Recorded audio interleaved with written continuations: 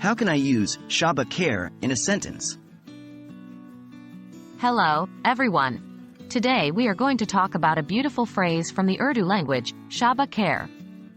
This phrase is commonly used in many regions where Urdu or Hindi is spoken, and it's a wonderful way to express good wishes to someone. What does Shabba Khair mean? Shabba Khair is a term from the Urdu language that translates to good night.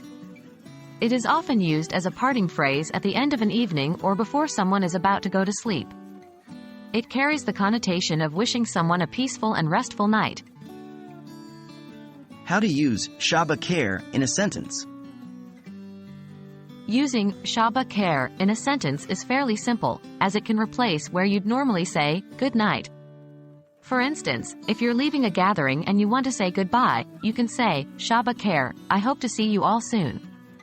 Another example could be if someone is heading to bed, you can tell them, Shabba Khair, sleep well.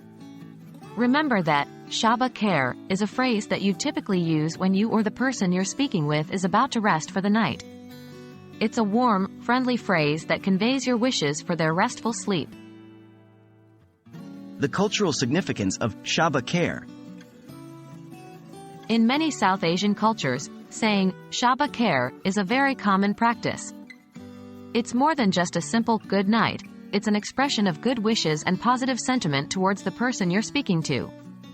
By understanding how to use it correctly, you'll be able to connect more deeply with these cultures. So, the next time you want to wish someone a good night in a unique way, why not try out Shabba Khair? It's a small phrase, but it carries a lot of warmth and well wishes. We hope this video has helped you better understand how to use Shabba Khair in a sentence.